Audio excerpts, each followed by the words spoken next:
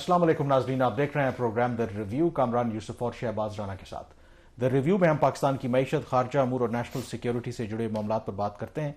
आगाज़ करेंगे आज हम बलूचिस्तान से, क्योंकि बलूचिस्तान में अलस सुबह बताया जा रहा है कि 12 मुख्तलिफ मकामात या 12 मुख्तलिफ जो बलूचिस्तान के शहर हैं वहाँ पर नाकाम हमलों की कोशिश की गई है कलदम बलूचिस्तान लिबरेशन आर्मी की तरफ से। और सिक्योरिटी ज़राए के मुताबिक अब तक की जो इत्तलात हैं इसमें 58 यानी कि 58 दहशतगर्द जो हैं वो मारे जा चुके हैं। और इस सारी कार्रवाई के दौरान बताया यह जा रहा है कि 10 जो सिक्योरिटी एहलकार हैं वो भी शहीद हुए हैं। ये जो हमले किए गए हैं बताया जा रहा है कि क्वेटा में, दालबंदीन, गवादर, पसनी, इसके अलावा नौशकी, इन इलाकों में। और अभी तक की जो इत्तलात हैं कई जगहों पर जो क्लियरेंस ऑपरेशन है वो भी जारी है। और अल्टीमेटली जब ये ऑपरेशन कंप्लीट हो जाएगा तो सिक्योरिटी ज़राए का ये कहना है कि जो नंबर ऑफ फैटलिटीज़ हैं या जो दहशतगर्द अभी तक मारे गए हैं उनकी तादाद में इजाफा हो सकता है। अब शहबाज, ये जो कार्रवाई की गई है कोऑर्डिनेटेड अटैक, अगर आपको याद हो तो आज से आई थिंक 2 साल पहले इसी तरह का कोऑर्डिनेटेड अटैक किया था, 12 शहरों को BLA ने टारगेट किया था। और उस वक्त अगर आप देखें तो काफ़ी हद तक उन्होंने नुकसान पहुंचाया था और वो कामयाब हो पाए थे। लेकिन ये जो कार्रवाई की गई है और जो सिक्योरिटी ज़राए का कहना है अभी तक भी जो इत्तलात आ रही हैं उसमें थे तो अटैक्स कोऑर्डिनेटेड लेकिन पूरली एक्सिक्यूटेड थे। एंड सेकेंडली जो पाकिस्तानी सिक्योरिटी फोर्सेस हैं वो ज़्यादा बेटर प्रिपेयर्ड थी, जिसकी वजह से बहुत ज़्यादा नुकसान नहीं हुआ। लेकिन कई जगहों के ऊपर अभी भी बताया जा रहा है कि जो फायरिंग का तबादला है जारी है और जो क्लियरेंस ऑपरेशन ओवरऑल जारी है। बट अथॉरिटीज़ का ये कहना है कि सूबे में जो सिचुएशन है वो फिलहाल अंडर कंट्रोल है। कामरान, अभी तक जो इन्फॉर्मेशन आ रही है वो सूबाई हुकूमत की तरफ से आ रही है और ISPR ने भी एक ब्रीफ स्टेटमेंट गलबन इसके ऊपर जारी की है। कोई इंडिपेंडेंट प्राइम मिनिस्टर ऑफिस की वहां से भी एक स्टेटमेंट आया है। ज़्यादा तफसीलात तो अभी तक सामने नहीं आई। जब ये ऑपरेशन मुकम्मल होगा तो उसके बाद ही जैसे आप कह रहे हैं चीज़ें सामने आएंगी। लेकिन 2-3 पैटर्न इसके अंदर बड़े क्लियर है। एक तो ये उसी तरीके से एक पैनिक क्रिएट करने की कोशिश की गई है जो आज से चंद माह पहले या 2 साल पहले की गई। उस वक्त इसलिए ज़्यादा अटैक उनका इफेक्टिव था कि जो सिक्योरिटी फोर्सेस थी शायद उन्होंने इतने एक ब्रॉडर स्केल के ऊपर इस किस्म का अटैक जो कोऑर्डिनेटेड वो उन्होंने एंटिसिपेट नहीं किया था। और उस वक्त एक अटेम्प्ट की गई थी कि बलूचिस्तान का जो ज़मीनी राब्ता है वो सिंध से भी और पंजाब से भी काट दिया जाए। इस दफ़ा सूरत हाल कदर मुख्तलिफ है। पैनिक क्रिएट करने की कोशिश तो की गई है, 12 बड़े शहरों को उन्होंने टारगेट किया है। नेचर ऑफ अटैक्स पे अगर देखें उसमें सुसाइड भी है, बम ब्लास्ट भी है, उसमें फायरिंग भी है, हर तरह का। और फिर तीनों किस्म की इन्होंने फोर्सेस को वहाँ पे अटैक करने की कोशिश की है। सिविल आर्म फोर्सेस को अटैक किया है जिसमें फ्रंटियर जो कांस्टेबलरी है उसके हेडक्वार्टर्स को, कोस्ट गार्ड को, इसके अलावा जो सिविल एडमिनिस्ट्रेशन है उनके हेडक्वार्टर में भी एक जगह पे इनका अटैक हुआ है। लिमिटेड जो भी इंफॉर्मेशन इसके ऊपर अभी तक तो यही कहा जा सकता है कि जो अटैक है उनका वो कामयाब नहीं हुआ। अगेन पाकिस्तान ने जो इसका इल्ज़ाम लगाया वो भारत के ऊपर लगाया है। बट एक जो चीज़ मैं आपसे पूछना चाह रहा हूँ before you share more details, हम ये कह तो देते हैं कि भारत इन हमलों के पीछे जो कि है, बहुत ज़्यादा इसके एविडेंस भी मिलते हैं और हुकूमत ने ये एविडेंस इंटरनेशनल जो फॉरेन जो कंट्रीज़ हैं, इदारे हैं, उनके साथ भी शेयर किए हैं। बट इससे आगे पाकिस्तान अभी तक कोई कुछ चीज़ नहीं कर पा रहा है। भारत जब पाकिस्तान के ऊपर इल्ज़ाम लगाते हैं उसके बाद उसको वो रिटेलिएट भी करता है। हमारा जो इस वक्त जो चीज़ लग रही है, जो रिस्पॉन्स है to the extent of Bharat, वो है कि हम उन पर इल्ज़ाम तो दे रहे हैं बट इल्ज़ाम से हम आगे नहीं बढ़ रहे। इसकी क्या वजह है? देखिए, इल्ज़ाम तो दे रहे हैं but at the same time एक जो तब्दीली आई है, अगर आप जाफर एक्सप्रेस वाला जो अफसोसनाक वाक़या पेश आया था उससे पहले पाकिस्तान जब भी ये बात करता था कि इसमें भारत की खुफिया एजेंसियां मुलव्वस हैं तो शायद जो वेस्टर्न कैपिटल्स भी या हमारे दोस्त ममालिक भी उसको इतना इंपॉर्टेंस नहीं देते थे। लेकिन जाफर एक्सप्रेस वाला जो वाक़या था उसके बाद बहुत हद तक पर्सपेक्टिव चेंज भी हुआ है। और मेरी जो मुख्तलिफ लोगों से इवन वाशिंगटन के अंदर भी जो थिंक टैंक्स के बात होती है, और अब वो पहले वो कहते थे कि शायद पाकिस्तान जो अपनी जिम्मेदारियों से बरी जुमा होने के लिए एक ईजी एस्केप है कि सारा इल्ज़ाम उन पर लगा दें। बट दे फील के in recent years there is increasing evidence कि जो फुटप्रिंट है यहाँ पर भारत का, उनकी खुफिया एजेंसियों का, वो बहुत ज़्यादा बड़ा है। और इसमें कोई दो राय नहीं है कि ठीक है बलूचिस्तान के अपने अंदरूनी मसाइल भी हैं, हमारी अपनी कोताहियाँ भी हैं, लेकिन ये जो रीसर्जेंस है इसमें क्लियरली भारत का हाथ है। एंड डोंट फॉरगेट कि जो पिछले साल पहलगाम वाला वाक़या हुआ था और उस वाक़े के बाद 2 तरह की चीज़ें हमने देखी। एक तो जो पाकिस्तान के खिलाफ उन्होंने मिसाइल फायर किए, पाकिस्तान ने फिर जवाब दिया, वो तो कन्वेंशनल जो भी एक लड़ाई थी हमने देखी। बट अगर आप कीनली उनके जो रिटायर्ड मिलिट्री ऑफिशल्स हैं, जो उनके ब्यूरोक्रेट्स हैं, सिक्योरिटी एक्सपर्ट्स हैं, ان کو اگر آپ دیکھیں تو وہ ایک بات کر رہے تھے کہ یہ تو ایک شارٹ ٹرم ہم نے کام کر لیا ہے، لیکن لانگ ٹرم ہمیں جو اس طرح کے گروپس ہیں، وہ بی ایل اے ہو، ٹی ٹی پی ہو، باقی اس طرح کے، ان کو سپورٹ کرنے کی ضرورت ہے اور پاکستان کے خلاف ہمیں آل آؤٹ جانا ہے. تو اس کے بعد بھی اگر آپ دیکھیں تو بلوچستان میں ایک دم سے آپ کو انکریز ملا تھا وائلنس میں. پھر یہ جو حملہ ہوا ہے اس میں ڈونٹ فورگیٹ کہ جب آپ ہیڈ آن جاتے ہیں تو پھر اس کا بیک لیش بھی آتا ہے، کیونکہ کل ہی آئی ایس پی آر نے جو ایک سٹیٹمنٹ جاری کی تھی کہ پچھلے 48 گھنٹوں میں مختلف کارروائیوں میں بلوچستان کے اندر 41 دہشت گردوں کو مارا گیا ہے، اور اب وہ نمبر جو بلوچستان حکومت کے ترجمان کہہ رہے تھے کہ وہ 70 تک پہنچا ہے. تو ایک تو جو یہ گروپس ہیں وہ پینک میں بھی آپ کو نظر آتے ہیں. پھر بلوچستان کے جو چیف منسٹر ہیں ان کا بھی ابھی ایک بیان سامنے آیا ہے جس میں انہوں نے کہا ہے کہ پچھلے ایک سال میں مختلف جو کارروائیاں کی گئی ہیں تو اس میں 700 دہشت گرد بلوچستان میں مارے گئے ہیں. تو یہ کلیئرلی شو کرتا ہے کہ اگر پاکستان کی پالیسی دیکھیں وہ ٹی ٹی پی سے متعلق یا بلوچستان میں جو بھی گروپس آپریٹ کر رہے ہیں تو ایک اس وقت ہم ہارڈ کور پالیسی اپنائے ہوئے ہیں، تو اس میں پھر بیک لیش آپ کو ملتا ہے. رہی بات کہ پاکستان کو کیا کرنا ہے، ایک تو جیسے میں نے کہا کہ کہیں نہ کہیں ریئلائزیشن آؤٹ سائڈ دا ورلڈ اور ویسٹرن کیپٹلز میں بھی ہے کہ جی بھارت بھی کوئی دودھ کا دھلا نہیں ہے، وہ بھی پرابلم کریٹ کر رہا ہے. اور اسی وجہ سے پہلگام واقعے کے بعد اگر آپ دیکھیں تو دنیا نے ایک نیوٹرل ویو یا آبجیکٹو ویو لیا، بھارت کو اس طرح سے سپورٹ نہیں کیا. تو پاکستان کا یہی ہے کہ نمبر 1 کہ آپ نے اب جو انٹرنل سیکیورٹی ہے اس کو بہتر کرنا ہے، جہاں پہ کائنیٹک آپریشن کی ضرورت ہے وہ آپ کریں گے، اور جہاں پر ڈپلومیٹکلی اور انٹرنیشنل لیول کے اوپر جو پاکستان اس معاملے کو اٹھاتا رہتا ہے تو اس کو آپ کو کرنے کی ضرورت ہے. ایک کوئکلی جو اگر بات کریں بھارت کی انوالومنٹ کی تو کچھ سرکمسٹانشل ایویڈنس بھی ہوتے ہیں. اگر آپ اس وقت بھارتی میڈیا کو دیکھیں تو وہ تو جشن منا رہا ہے اس کو، حالانکہ یہ دہشت گردی کے واقعات ہیں. حالانکہ بھارت میں جب بھی کوئی دہشت گردی کا واقعہ ہوا ہم نے تو اس طریقے سے مذمت کی ہے، اس کی مذمت کرتے رہے ہیں، لیکن وہ اس کو سیلیبریٹ کر رہے ہیں اور ان کو بڑھا چڑھا کر پیش کر رہے ہیں. اور کچھ فیک ویڈیوز جو ہیں آج کل آپ کو پتا ہے کہ بہت آسان بھی ہے بنا کر پیش کریں کہ ایز اف بلوچستان جو ہے وہ پاکستان کے ہاتھ سے نکل گیا ہے.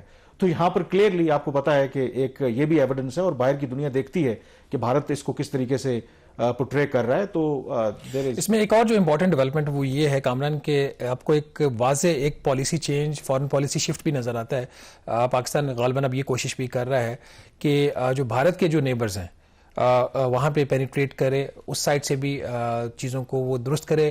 جیسے آپ نے دیکھا ریسنٹ ایئرز میں جو ڈیولپمنٹ ہوئی، خاص طور پر بنگلہ دیش کے ساتھ جو تعلقات پاکستان کے بہتر ہوئے ہیں. بنگلہ دیش کی ایئر لائن کا آپریشن 14 سال بعد شروع ہوا ہے، کراچی میں ان کی پہلی فلائٹ لینڈ کی. پھر میانمار کے ساتھ پاکستان نے دوبارہ رابطے بڑھائے ہیں. اس سائڈ سے بھی اگر افیکٹولی اگر فارن پالیسی کے آسپیکٹ میں اور سیکیورٹی دونوں کو اگر کمبائن کر کے دیکھا جائے تو ہمارا جو لگتا ہے ایسا ہے کہ سیکیورٹی فورسز کا بھی اور گورنمنٹ کا بھی جو رسپانس جو ہے وہ بہتر ہے. بٹ سوال وہیں پہ آ کے کھڑا ہو جاتا ہے کہ آخر یہ سلسلہ جو ہے، یہ جو ٹیررزم ہے، یہ کب تک چلے گی؟ اور اس کا انٹیلیجنس بیسڈ جو آپریشنز ہو رہے ہیں وہ اس میں ان کا نقصان تو ہو رہا ہے، لیکن سیکیورٹی فورسز کا بھی نقصان ہو رہا ہے. جو ایک ڈیوریبل لانگ ایک آپ کو ایک پیس چاہیے ہوتا ہے وہ ابھی شاید اس میں وقت لگے گا. کچھ لوگوں کا یہ خیال ہے کہ یہ کوئی فائنینشیل میٹر ہے، وہاں پہ ڈپریویشن ہے. میں اس چیز کو نہیں مانتا.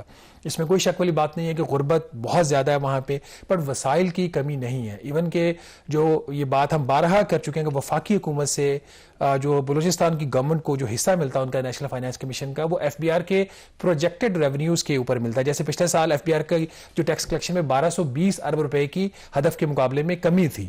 تو لیکن جو بلوچستان کی گورنمنٹ ہے اس کو جو اوریجنل ہدف تھا 12,970 ارب، اس کے اوپر ان کو حصہ ملا. ان کے بجٹ جو ہے وہ کیش سرپلس ہے. It's more of administrative governance issue in Balochistan.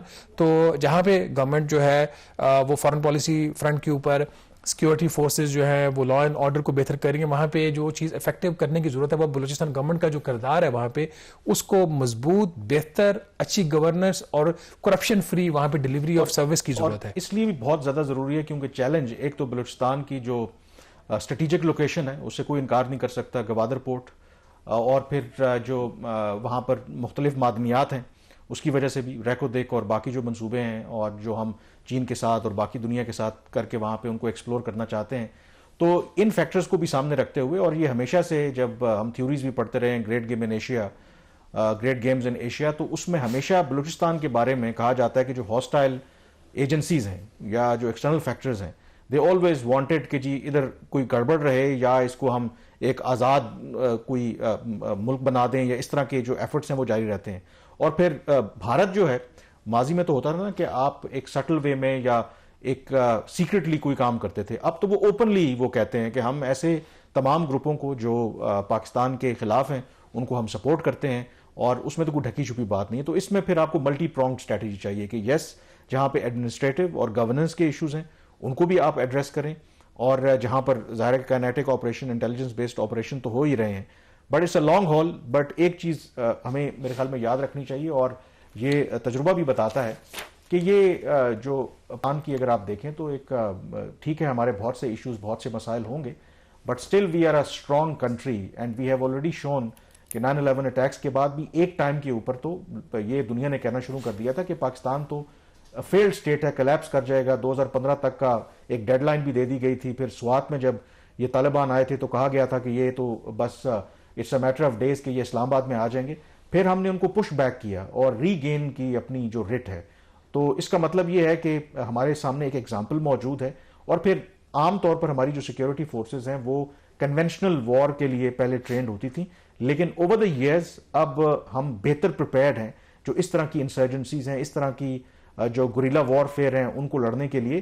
تو یہ دہشت گرد کچھ عرصے کے بعد 2-4 یا بڑے حملے کر کے ایک ہیڈ لائنز تو بنا سکتے ہیں, بٹ اگر ان کا خیال ہے یا ان کے پیچھے جو بھی پشت پناہی کر رہے ہیں کہ اس سے کوئی پاکستان کی ریاست کلیپس کر جائے گی یا بلوچستان آزاد ہو جائے گا, تو وہ میرے خیال میں ان کی خام خیالی ہے. تو it's a long battle, but اس میں ہمیں ایک ملٹی پرونگ اسٹریٹجی کی بھی ڈیفینیٹلی ضرورت ہے.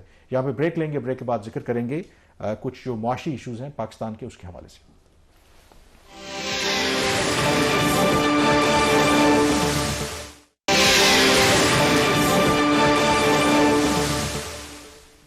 جی, بریک کے بعد ایک دفعہ پھر آپ کو خوش آمدید کہتے ہیں. کل پرائم منسٹر شہباز شریف خطاب کر رہے تھے جو پاکستان کے بڑے ایکسپورٹرز ہیں جنہوں نے اچھی کارکردگی دکھائی, اور اس میں انہوں نے ذکر بھی کیا کچھ اداروں کا. ایک ذکر کیا انہوں نے پاسکو کا کہ ہم نے ان سے جان چھڑا لی ہے, کتنی زیادہ اس میں کرپشن ہے. اور آج جو ابھی ہم نے ڈسکشن کرنی ہے وہ بھی کچھ اسی سے ریلیٹڈ ہے, بلکہ حکومت کی اپنی جو ناقص پالیسیاں ہیں اس سے کیسے سب سے پہلے تو جو عام عوام ہیں یعنی کہ جو فارمرز ہیں پہلے ان کو نقصان پہنچایا, اور اب ایک ایسا فیصلہ کیا جس سے قومی خزانے کو اربوں روپے کا ہم نقصان پہنچانے جا رہے ہیں. جی شہباز, میں ذکر کر رہا ہوں یہ پاکستان کی جو زرعی پالیسی ہے اور خاص کر کے گندم خریدنے کا, بیچنے کا جو سارا سلسلہ ہے, تو اس کے حوالے سے آپ کے پاس خبر ہے. تو یہ کیا معاجرہ ہے کہ کس طرح کے فیصلے ہم کرتے ہیں کہ دونوں صورتوں میں نقصان ہی نقصان ہے؟ کامران, مسئلہ یہ ہے کہ جس کی اس ملک میں آواز نہیں اس کی کوئی بات نہیں سنتا. یہی حال ہماری کسان کی جو ہے, پاکستان کے جو فارمنگ کمیونٹی ہے. پاکستان پیپلز پارٹی ان کے ایجنڈا کبھی پروپیگیٹ کرتی تھی, بٹ اب وہ بھی شاید پاکستان پیپلز پارٹی بھی اس طریقے سے افیکٹو ان کے لیے ایک کردار ادا نہیں کر رہی. Over a period of last 3-4 years جو سب سے زیادہ نقصان ہوا ہے, جہاں پہ مینوفیکچرنگ کی تو ہم بہت زیادہ بات کرتے ہیں, وہ ہماری زراعت کے اندر نقصان ہوا ہے, جس کی گورنمنٹ کی جو غلط پالیسیاں تھیں اس کا نقصان سیدھا جو ہوا ہے وہ کسانوں کو ہے. پہلے انہوں نے جو گندم کی امدادی قیمت تھی وہ یکدم انہوں نے مقرر کرنا بند کر دی. پھر اس کے بعد جو فارمر سے یہ کوئی سال کی 60-65 لاکھ میٹرک ٹن جو گندم خریدتے تھے وہ خریدنا بند کر دی. پھر جو سونے پہ سہاگا ہوا کہ ملک کے اندر گندم موجود ہے اور گندم کو امپورٹ کرنا شروع کر دیا. ایک آرٹیفیشیلٹی, آپ ان کی پالیسیز کے اندر کہہ سکتے ہیں کہ ایک مصنوعی شارٹیج پیدا کی گئی, ایک واویلا کریٹ کیا گیا. میڈیا کا بھی اس میں بڑا رول تھا کہ جی گندم شارٹ ہو رہی ہے, آٹا مہنگا ہو رہا ہے, گندم امپورٹ کی گئی, لیکن وہ کیسی امپورٹ تھی جو آج تک استعمال نہیں ہوئی. ابھی ہم جو بات کر رہے ہیں 2022 میں کامران, اس وقت میرے خیال پی ڈی ایم کی گورنمنٹ ہی تھی جس نے یہ فیصلہ کیا گندم امپورٹ کرنے کا. اس کے بعد پھر کیئر ٹیکر گورنمنٹ میں دوبارہ گندم جو ہے وہ درآمد کی گئی. تو جو 2022 کی گندم ہے, جو اب تفصیلات سامنے آئی ہیں کہ 3 لاکھ میٹرک ٹن 2022 کی امپورٹڈ گندم آج بھی پاسکو کے پاس جو ہے وہ پڑی ہوئی ہے. وہ نہ انہوں نے فروخت کی ہے اور نہ اس کا کہیں استعمال کیا ہے. ناظرین, اس ہفتے ایک عجیب فیصلہ کیا اقتصادی رابطہ کمیٹی نے کہ 5 لاکھ میٹرک ٹن گندم جو ہے جو پاسکو کے ذخائر میں پڑی ہے اس کو اوپن مارکیٹ میں نیلامی کے ذریعے بیچا جائے گا.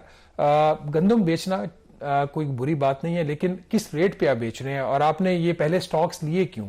اس کے اندر جو 5 لاکھ میٹرک ٹن گندم بیچی جائے گی, اس میں 2,94,000 میٹرک ٹن جو گندم ہے وہ درآمد کی گئی تھی 2022 میں. وہ اس کی کیا کوالٹی ہوگی 3-4 سال میں, کیسے اس کو سنبھالا گیا ہوگا, اس کی اپنی جگہ پہ سوال. پر جو فیصلہ یہ ہوا ہے کہ یہ جو گندم تھی امپورٹڈ گندم, یہ 6,425 रुपए फी मन इसकी लागत बनती थी, जिसमें स्टोरेज, इसकी ट्रांसपोर्टेशन और हर किस्म की जो कॉस्ट है वो डालकर, तो ईसीसी ने फैसला किया कि 6,425 रुपए फी मन पे नहीं बेची जाएगी ये गंदम।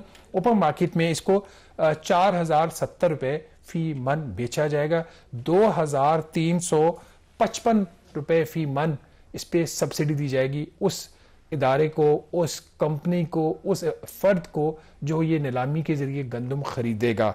तो अगर रेट देखा जाए 2,355 रुपए जो है सिर्फ सब्सिडी का रेट है, ये गालबन उसी रेट के आसपास है जिसके ऊपर हमारा जो किसान था उसको मजबूर किया गया पिछले 2 सालों में कि वो अपनी गंदम बेचे, क्योंकि फेडरल गवर्नमेंट ने, प्रोविंशियल गवर्नमेंट ने गंदम अचानक खरीदने से इनकार कर दिया IMF पॉलिसी के तहत, और किसान बेहाल हो गया। 2,2500-2,800 रुपए फी मन पे गंदम बेची, और हुकूमत ने गंदम कितने पे दरामद की, उसकी जो कुल लागत है वो 6,425 रुपए, और अब कितने पे ये वो बेची जाएगी, 4,070 रुपए पे फी मन। कामरन, ये जो सारी गेम है जिसमें लोकल भी जो गंदम है वो भी इनके स्टॉक्स हैं, उसके ऊपर भी कोई 342 रुपए की सब्सिडी होगी फी मन। कोई जो खुद वजारत खजाना का एस्टीमेट है, इसमें 20 से 22 अरब रुपए का टीका लगेगा खजाने को। अब किसी बाबू ने, किसी वजीर ने, किसी वजीर आजम ने तो इस फैसले की रिस्पॉन्सिबिलिटी नहीं लेनी कि हमने गंदम जो है वो दरामद क्यों की, अब हम इसको सस्ता क्यों बेच रहे हैं। लेकिन पहला गलत फैसला, उसके ऊपर एक दूसरा गलत फैसला कि अब उसको सब्सिडाइज रेट के ऊपर बेचा जाएगा। लेकिन जो आप कह रहे हैं कि कोई इसकी जिम्मेदारी नहीं लेगा, क्यों जिम्मेदारी नहीं लेगा? क्योंकि पहले गंदम इंपोर्ट करने का फैसला और फिर अब ये वाला जो फैसला है, एक क्लियरली कोई भी जब हुकूमत फैसला लेती है तो उसमें एक पूरी एक चेन ऑफ कमांड है, एक स्ट्रक्चर है, और किसी बेस के ऊपर फैसला लिया जाता है ना। तो क्या इस फैसले के ऊपर जो पहले लिया गया और अब जो भी ये लेने की कोशिश कर रहे हैं, डोंट यू थिंक कि जो भी जिम्मेदार लोग हैं और उसमें सारा रिकॉर्ड मौजूद होगा, they should be held responsible, या at least they should be called in और उनसे पूछा जाए कि आपने किस बुनियाद पर यह फैसला किया था जिसकी वजह से पहले आपने फार्मर को नुकसान पहुंचाया और अब जो आप बता रहे हैं कि 20 से 22 अरब रुपए का कौमी खजाने को टीका लगेगा, यानी कि अवाम के जेबों से ही पैसा जाएगा ना। ये एग्जैक्टली अब यही तो मसला है ना कामरान, कि इस तरह के जो फैसले होते हैं, गंदम और चीनी, ये 2 ऐसी कमोडिटीज हैं जिसके फैसले पॉलिटिकल होते हैं।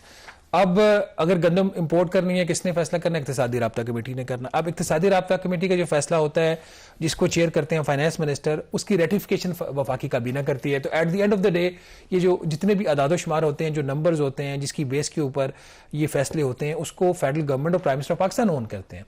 तो क्या प्राइम मिनिस्टर ऑफ पाकिस्तान खुद को पनिश करेंगे इस मामले में कि जी मैंने उस वक्त जो ये गलत गंदम क्यों दरामद करने का फैसला किया? अगर देखिए पीएम के पास तो सारी इन्फॉर्मेशन होती है, बट वो किस पे रिलाई कर रहे थे? वो अपनी ब्यूरोक्रेसी के ऊपर और अपनी कैबिनेट के ऊपर रिलाई कर रहे होते। तो वो लोग, वो वज़रा और वो सेक्रेटरीज जिन्होंने ये रिकमेंडेशन दी थी, जिन्होंने ये एस्टीमेट्स दिए थे कि गंदम की शॉर्टेज हो रही है, वो उनको क्यों नहीं प्राइम मिनिस्टर उनको कटहरे में खड़ा करते? क्यों 2022 की गंदम आज भी स्टॉक्स के अंदर पड़ी हुई है? क्या वो गंदम इस काबिल होगी 3.5-4 साल के बाद उसको कोई खा भी सके? और वैसी बात है जो माजी में मुझे यहाँ तक याद पड़ता है, सूबाई हुकूमतें अक्सर पास्को से गंदम लेती रहती हैं, खासतौर पर खैबर पख्तूनख्वा की। अभी पंजाब ने भी डिमांड की और पंजाब को भी 3 लाख मेट्रिक टन गंदम जो फराहम की जाएगी, वो भी सब्सिडाइज रेट्स के ऊपर, जो उसकी जो टोटल कॉस्ट है कुछ 4,500-4,700 रुपए फी मन के करीब पड़ती है, उनको भी सस्ती कुछ 600 रुपए फी मन सब्सिडी के ऊपर पंजाब को भी दी जाएगी।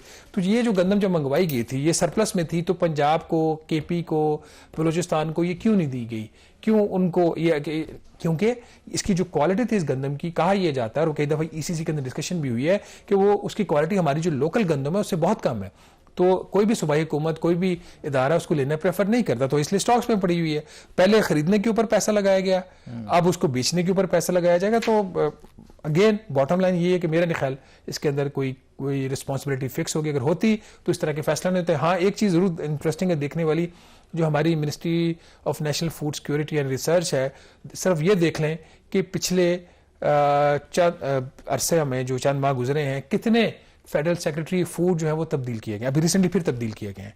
और मजे की बात है, जिनको तब्दील किया जाता है उनको घर नहीं भेजा जाता, उनको फिर किसी अच्छी पोस्ट के ऊपर लगा दिया जाता है। तो ये इंसाफ करेंगे ये लोग? इस चीज का ख्याल करेंगे कि इन्होंने पहले गंदम इंपोर्ट क्यों की और अब ये 20-22 अरब रुपए की सब्सिडी देंगे? मेरा नहीं ख्याल इसमें कोई जस्टिफिकेशन। इसलिए तो एक सजा और जजा का कॉन्सेप्ट है, क्योंकि फिर फ्यूचर में इस तरह के फैसले ना हो, और जब तक ये नहीं होगा इस पे इम्प्लीमेंट, तो फिर ऐसा होता रहेगा। तो एक और जो डेवलपमेंट खबर, वो जाहिर है कि हम कर्जों के बोझ तले दबे हुए हैं, और कल भी प्राइम मिनिस्टर ने जो अपनी तकरीर भी की, तो उसमें उन्होंने एटलीस्ट इतना उन्होंने हौसला दिखाया कि ठीक है, हमारे जो फॉरेन रिजर्व्स हैं डबल तो हो गए हैं, لیکن انہوں نے کہا کہ زیادہ تر پیسے جو ہمارے دوست ممالک ہیں ان کے رکھے ہوئے ہیں, اور پھر انہوں نے ایڈمٹ بھی کیا کہ یہ کوئی اتنا آسان نہیں ہوتا جب آپ اپنے دوست ممالک کے پاس, ان کی بڑی مہربانی ہے کہ جب آپ کسی سے قرضہ لینے جاتے ہیں. تو اس کے حوالے سے فائنانس منسٹری نے پارلیمنٹ میں ایک رپورٹ بھی جمع کروائی ہے جو قرضوں کی صورتحال بتا رہی ہے, اور سرپرائز نہیں ہے اس میں جو پر کیپٹا یا فی کس جو ہمارے ہاں عام آدمی کے اوپر جو قرضوں کا بوجھ ہے تو اس میں ہمیں اضافہ دیکھنے کو مل رہا ہے. اچھا کامران, دو چیزیں کلیریفائی کرنا ضروری ہیں. ایک تو یہ کہ کچھ لوگ اس بات پہ اعتراض کریں کہ وزیر اعظم نے اتنی کھل کے تقریر کیوں کی, انہوں نے کیوں یہ ایڈمٹ کیا. میرا خیال پرائم منسٹر نے بالکل ٹھیک کیا, اور جب جو لیڈرز ہوتے ہیں ان کو اس بات کا احساس ہوگی کتنا ڈیفیکلٹ کام ہوتا ہے. مجھے یاد ہے کہ عمران خان صاحب بھی جب وزیر اعظم تھے اور وہ جب سعودی عرب پہلی دفعہ 2019 میں قرض مانگنے گئے تو انہوں نے پھر اپنی بعد میں اسی قسم کی انہوں نے جو اپنی ہے وہ سچویشن کو ایکسپلین کیا تھا کہ کتنا مشکل تھا, اور یہ بہت مشکل ہوتا ہے. ایک نیوکلیر کنٹری, 25 کروڑ آبادی کا ملک, اور ہم جیسے بھی ہوں ہمارے اندر ایک ایگو ہے, ہمارے لیڈرز کے اندر, ہماری سوسائٹی کے اندر ہم اپنی جو آنر ہے اس کا بڑا کرتے ہیں, لیکن مجبوریاں انسان کو غلط فیصلے, جیسے بھی ہم گندم کے فیصلے کا ذکر کر رہے تھے, بہت سے ایسے فیصلے کروانے پہ مجبور کر دیتی ہیں. اور پرائم منسٹر نے بالکل اس کا اگر کہا تو ٹھیک کہا. اور ایک اور اس کے اندر جو کلیریفیکیشن جو کل ایک اور ہم نے ڈسکس بھی کی تھی چیز کہ جو 3% جو قرضوں کے اوپر سود ان کے لیے کم کیا گیا تھا ایکسپورٹرز کے لیے, اس پہ کچھ لوگوں کا یہ خیال تھا کہ یہ بجٹ سے جائے گا. یہ پیسہ بجٹ سے نہیں جائے گا. جو کمرشل بینکس ہیں پاکستان کی, جن کو ہم خود بھی بڑا کرٹیسائز ماضی میں کرتے رہے ہیں, وہ انہوں نے اپنے پروفٹس کے اوپر یہ ہٹ لی ہے. یہ جو ابھی ایکسپورٹ ری فائنینسنگ اسکیم کا جو انٹرسٹ ریٹ ہے ایکسپورٹرز کے لیے 4.5%, جو 7.5% سے کم کیا پرائم منسٹر نے, یہ 3% کا جو بوجھ ہے یہ کمرشل بینکس جو ہے وہ برداشت کریں گے. تو جہاں پہ ان کو کرٹیسزم ان کے اوپر ہوتا ہے ان کو اپریشیٹ بھی کرنا چاہیے. اب آ جاتے ہیں یہ ڈیٹ کے اوپر. ناظرین, یہ سچویشن ایز یوزول کافی الارمنگ, آلدو وفاقی حکومت اس بات کا بڑا کلیم کرتی ہے کہ جی ہم نے اپنے جو قرضے ہیں اس میں وہ وقت سے پہلے اتارنا شروع کر دیے ہیں.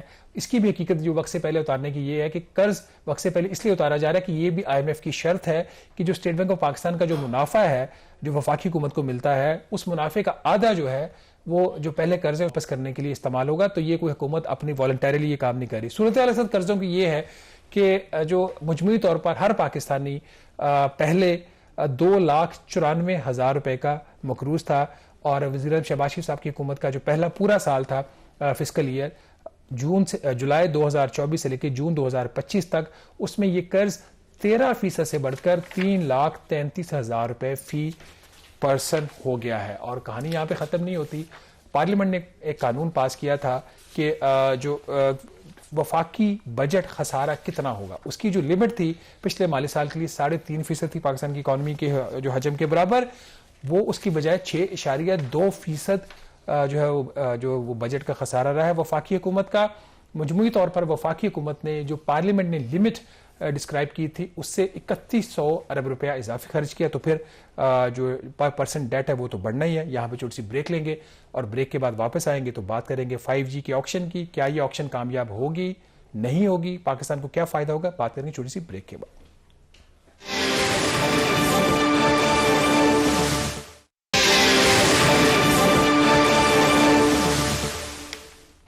جی, بریک کے بعد ایک دفعہ پھر آپ کو خوش آمدید کہتے ہیں.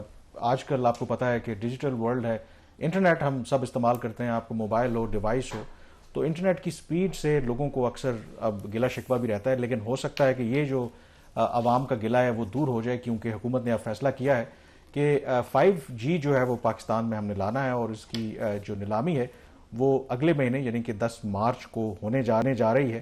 تو اس کی حوالے سے ہی ہم نے بات کرنی ہے. اور شہباز, آئی تھنک اب جو انٹرنیٹ کا جو استعمال ہے یا جو 5G اسپیکٹرم ہے, اٹ از ناٹ جسٹ کوئی انٹرنیٹ نہیں ہے, بلکہ یہ تو دنیا جب آپ ڈیجیٹل اکانومی کی بات کر رہے ہیں یہ آپ کے لیے لازم و ملزوم ہے. کیونکہ جب تک آپ کی انٹرنیٹ کی سپیڈ ٹھیک نہیں ہوگی, جو دنیا جس طریقے سے ہم اب جا رہی ہے, تو it's quite I think significant step. بہت سے لوگوں کا خیال ہے تو یہ پہلے آ جانا چاہیے تھا, تھوڑا سا لیٹ. کامران, مائنڈ سیٹ کی بات ہے. ہماری جو بیوروکریسی ہے وہ آج بھی ڈیجیٹل سروسز کو جو ہے نا وہ ایک لگژری سمجھتے ہیں. یہی وجہ ہے کہ آپ کو یہ جو جتنے بھی اسمارٹ فونز ہیں اس کے اوپر جو ٹیکسز ہیں, مطلب 25% GST, FED اس کے اوپر لگائی ہوئی ہے. اس کے علاوہ اور بہت ساری موبائل لیویز لگائی ہوئی ہیں جسٹ ٹو ڈسکریج اٹ. تو وہ مائنڈ سیٹ آج بھی ہمارا وہ 20th سینچری والا ہے.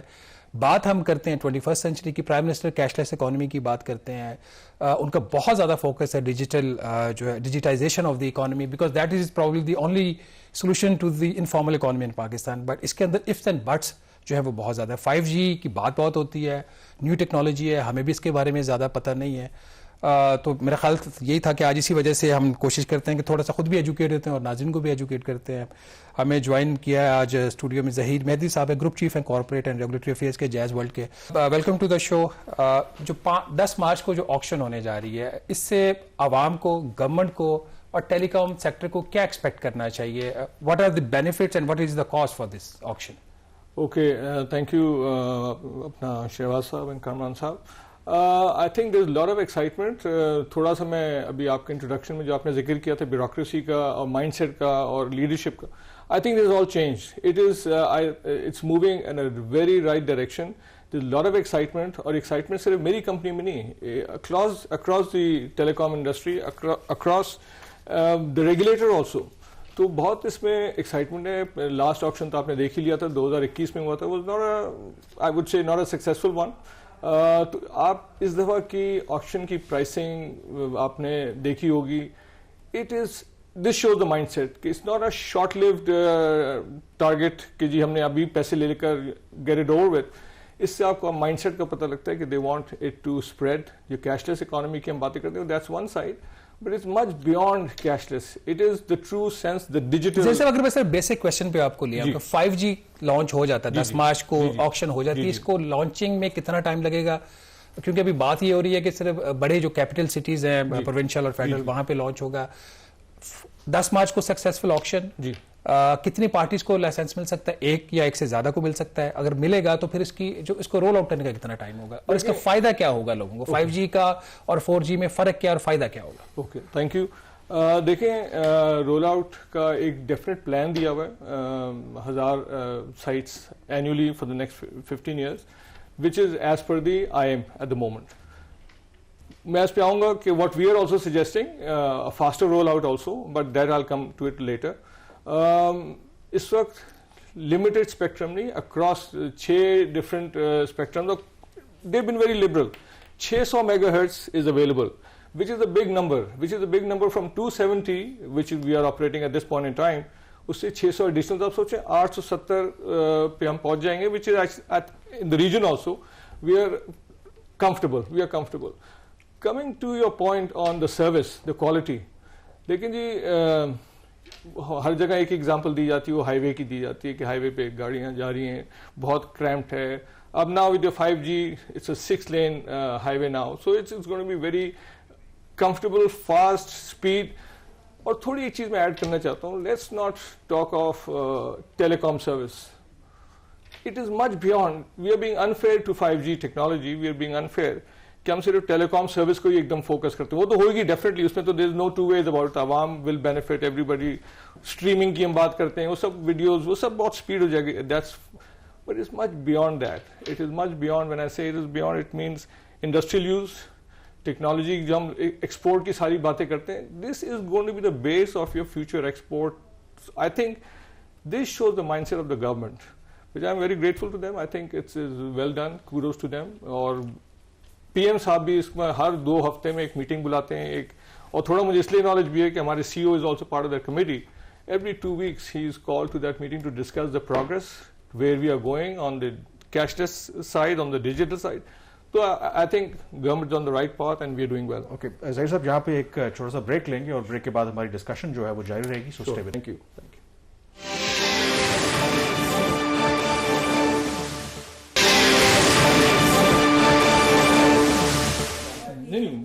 جی, بریک کے بعد ایک دفعہ پھر آپ کو خوش آمدید کہتے ہیں. ہمارے ساتھ موجود ہیں ظہیر مہدی صاحب, group chief corporate and regulatory affairs at Jazz world, اور ان سے ہم جو 5G کی جو آکشن ہونے جا رہی ہے اس سے متعلق بات کر رہے ہیں.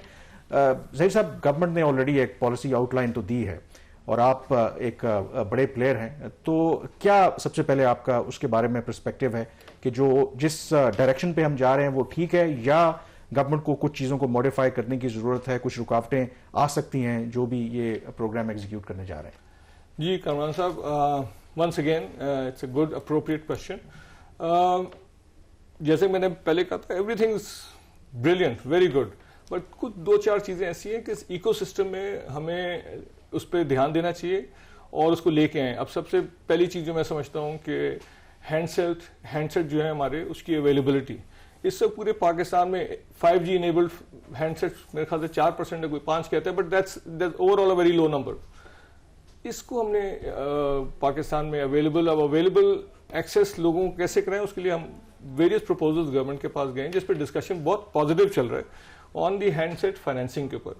تو ونس اس کے اندر ظاہر ہے فائنینسنگ ہوگی, اس کے اندر we are willing to participate in that programme. چھوٹی ایک دو چیزیں جس پہ بھی we are working on, but that's very critical because ecosystem اگر ہینڈ سیٹ ہی لوگوں کے پاس نہیں ہوگا دین 5G کی ہم جو بات کریں اس طرح سکسیسفل نہیں ہو پائے گا. اس کو تھوڑا سا ایکسپلین کر دیں گے کہ فار ایگزامپل ابھی آپ کا ایپل کا فون ہے وہ ٹیکسز کے ساتھ کوئی 5 لاکھ روپے 6 لاکھ روپے کا ملتا ہے, سیمسنگ کا بھی اسی طریقے سے ہے. تو جو بھی ایگزسٹنگ مارکیٹ پرائس ان برانڈس کی ہے, جس اسکیم کے اوپر آپ کام کر رہے ہیں, وہ اس کے میجر کانٹورز کیا اور پھر وہ کتنے میں ملے گا, اس میں کتنی سبسڈی گورنمنٹ دے گی یا ٹیلی کام آپریٹرز دیں گے؟ شہباز صاحب, پہلی بات تو ہم سبسڈی کی تو بات ہی نہیں کر رہے ہیں, ہم بالکل بھی بات نہیں کر رہے. اور دوسری چیز, یہ ہم ٹاپ آف دا پیرامڈ کے لوگوں کی تو بات بھی نہیں کر رہے ہیں. We are talking about people across mass market where we can who they can afford, like lakh کا فون ہوگا, 85,000 کا فون ہوگا, there are a lot of smart phones available. 6 lakh کا phone very small number of people would be affording that. ہم تو across country کی بات ہو رہی ہے. تو لاکھ کا فون پیبل ان 24 انسٹالمنٹس, 2,500 روپے, 3,000 whatever would be the amount. اچھا, اس میں ایک چیز تو ہوگی کہ چلیں آپ کو افورڈیبل پرائس کے اوپر آپ کو فون مل گیا. اب اگلا سوال آ جاتا ہے آپ کی سروس کا. جی فار ایگزامپل ابھی 4G کا جو پیکج ہے, لیٹس سپوز کہ 2,000 روپے پر منتھ کے اوپر ڈیٹا کا آپ کو پیکج اچھا مل جاتا ہے. کمپیئر ٹو دیٹ, آل دو اس کے اندر بھی بڑے ایشوز ہیں, ٹیلی کام آپریٹرز کے اوپر بڑا رائٹ کرٹیسزم ہے کہ آپ کی سروس ڈلیوری 4G کی بھی ابھی اس کیپیبلٹی کی نہیں ہے کہ جہاں پہ لوگ کمفرٹیبل فیل کر سکیں کہ بجلی بند ہوگی تو آپ کے جو جنریٹرز ہیں وہ بند نہیں ہوں گے اور آپ کی سروس ہے وہ وہاں سے ملتی رہے گی ٹاور سے. بٹ کمپیئر ٹو دیٹ, جب آپ 5G پہ شفٹ کریں گے, کوالٹی اور پرائسنگ, اگر 2,000 روپے کا مجھے آج پیکج مل رہا ہے 4G کا, 5G کا ایسٹیمیٹڈ پیکج کتنے کا ہوگا؟ اوکے, ناؤ پہلے میں ایک آپ کے سوال کو 2 حصوں میں جواب دیتا ہوں. ایک تو کوالٹی آف سروس, 4G کی بات کی آپ نے. The minute you step into the roll out of 5G, تو بائی ڈیفالٹ چونکہ آپ کی ہائی وے بڑی ہونی شروع ہوئی تو آپ کی 4G کی بھی سروس امپروو کرتی جائے گی, بہت بہت بہتر ہوتی جائے گی. تو آج اگر ہم 4 Mbps کی بات کریں تو وہ آئی تھنک انشاءاللہ will be much higher than this maybe. اور اگر ایوریجز پہ ہم بات کریں آف دس سروس, QoS کی جو آپ بات کریں, تو I think will be better, much better. تو وہ امپروو تو ہوگی بائی ڈیفالٹ. ہم تو یہ بھی کہہ رہے ہیں کہ میں صرف جیز کی بات کر رہا ہوں کہ رول آؤٹ آپ نے ہمیں ٹارگیٹ دیا 1000 BTS کا, ہم تو 2000 تک کی بھی بات کریں. اور پرائسنگ دیکھیں ابھی اس پر ورکنگ, میں I am not in a position to give you any clarity on this because ظاہر ابھی تو ہوگا, اس پہ کام ہو رہا ہے. تو آئی am not in a position, but service on both 4G and 5G will improve drastically. And any rough idea of it will be 2 times expensive, 3 times, 5 times? I'm sorry, I would not be able to give you an answer on that at all. But I know about service at least. You'll be a happy man. Your concluding remarks کہ کون سی 2 یا 3 چیزیں جو government کو کرنی چاہیے جس سے 10 مارچ کی جو آکشن ہے وہ سکسیسفل ہو؟ دیکھیں انشاءاللہ it will be successful because band choices بہت, آپ اسپیکٹرم آپ نے بڑا, we've been generous. I think اس دفعہ would be the true auction, not like last time. انہوں نے auction جو پرائس بیس رکھی اس پہ ایکچولی ٹرو آکشن ہوگا, تو which will be the real true sense the right auction. اور دوسری چیز آپ نے کہا کہ کیا چیز ہونی چاہیے, تو آئی تھنک میرے حساب سے ایک تو ایکو سسٹم کو امپروو کریں جس میں ہم ٹیکسیشن کی آپ نے بھی بات کی اور میں بھی سمجھتا ہوں اس پہ جو کہ ہو رہی ہے ڈسکشن گورنمنٹ میں, لیکن آئی تھنک جلد ہو جائے گا ڈیسیشن. ہینڈ سیٹ فائنینسنگ, اس پر ایک ڈیسیشن لیں. ہم نے کافی آگے تک جا چکے ہیں, بہت آگے ڈسکشن ہو چکے ہیں, بٹ اس پہ ڈیسیشن انشاءاللہ آ جائے گا. تو وی آئی ایم ہوپ فل. یہ 2-3 چیزیں فائبر کے اوپر ہے. فائبر گورنمنٹ نے once again right of way کے اوپر فل ویور دے دیا across the country nationwide, لیکن یہ کہ اب اس کی امپلیمنٹیشن. ظاہر صاحب آئی ایم ٹولڈ کہ دیٹس دا ٹائم, اور میرے خیال میں یہ ایک ایسا ایشو ہے جس پر ڈسکشن ہم کرتے رہیں گے. آپ نے جوائن کیا اور جب یہ آکشن ہوگا تو ہم اس پر نظر رکھیں گے because that can be a game changer for Pakistan. تو پروگرام دا ریویو سے اتنا ہی. کامران یوسف اور شہباز رانا کو اجازت دیجیے. اللہ حافظ. Thank you.